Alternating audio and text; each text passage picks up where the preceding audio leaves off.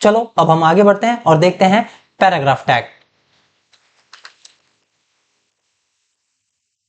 अब वैसे तो आप लोग पैराग्राफ बहुत बार देख चुके हैं, पर फिर भी एक बार और, जस्ट इन केस अगर आपको कुछ ना समझा हो।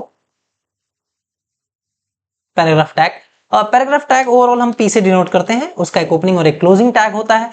मैंने जैसा आपको शॉर्टकट बताया हुआ है आप उसको यूज करिएगा और जेड करके इसको प्रॉपर क्लियर करिएगा। अब यहाँ पे पैराग्राफ क्या होता है, एक ये वाला पैराग्राफ होता है जिसको अगर मैं देखूं तो ये जैसा मैंने लिखा है ये विंडो अपने आप समझ जाएगा और उसको उस तरीके से इस तरीके से लिख देगा, ठीक। तो बहुत बार ऐसा होता है कि एक पैराग्राफ टैग के अंदर हमें कुछ चीजें अलग अलग भी करनी होती है। जैसे समझो इसके बाद मेरे को चाहिए कि भाई एक लाइन आ जाए तो आ जाएगी, ठीक है, एक एंटर हो जाएगा, ठीक है, नेक्स्ट लाइन पे आ जाएगा। इस तरीके की चीजें होती हैं। जैसे कि इसके बाद समझो एक HR भी आ जाए, हम लोग बहुत बार ऐसा कोशिश करते हैं कि कोई भी हमारी वेबसाइट है उसको और अच्छे से डिजाइन किया जाए, तो देखो इस तरीके से कुछ चीजें। बट यहाँ पे ना पैराग्राफ टैग बस खाली इसी के लिए यूज होता है, पैराग्राफ वाइज के लिए यूज होता है। अब यहाँ पे एक और चीज अगर मैं आपको बताऊं, एक पैराग्राफ P लिखता हूं और उसके अंदर ना मैं, ठीक है, बहुत कम रहेगा और यूज कर लेते हैं 500, ठीक है।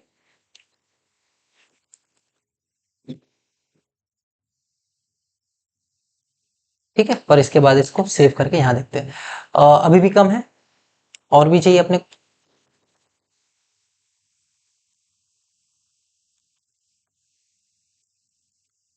अब यहाँ पे देखो, जैसे मैंने पैराग्राफ बहुत सारा लिख दिया तो आप देखेंगे वो अपने आप एक स्क्रोलिंग का स्ट्रक्चर भी आ गया। विंडोज ने अपने आप आइडेंटिफाई कर लिया कि भाई एक जगह पे इतनी सारी चीजें नहीं दिखा सकते, तो उसने क्या कर लिया, एक स्क्रोल का भी चीज ला दिया। तो पैराग्राफ में ऐसा भी होता है, जब आप बहुत ज्यादा पैराग्राफ लिख देते हैं तो स्क्रोलिंग का भी अपने आप आ जाता है, ठीक है। तो ये सारी चीजें हैं पैराग्राफ में, ज्यादा कुछ तो नहीं, बस यही सारी चीजें बताने के लिए।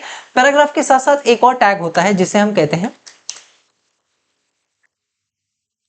Pre tag. Pre tag codes users के लिए होता है। जैसे अगर कोई कोड दिखाना हो या कुछ दिखाना हो तब हम यूज करते हैं। जैसे कि अगर आप देखो इसमें ऐसा होगा ना कि जैसे मैं यहाँ देखूंगा जितना स्पेस मेरा यहाँ पे है, जितना स्पेस मेरा यहाँ पे है उतना स्पेस इधर भी है, ठीक है। तो यही होता है अगर कोड में आप कुछ भी लिखते हैं। जैसे कि मैं यहाँ पे एक और चीज लिख देता हूँ, समझो ये लिख दिया और इसको सेव कर दिया। अब यहाँ पे आप देखेंगे यहाँ पे भी इतना स्पेस है, इस तरफ भी स्पेस है, तो जितने भी स्पेस है वैसा ही कुछ दिखाएगा, ये देखो, ठीक है। ये वैसा ही कुछ रहेगा, एंडिंग तक जाएगा, क्योंकि ये तो मैंने मेरे देखने के लिए इसको ऐसा किया है ना, ये असल में जाता आगे तक है, ठीक है।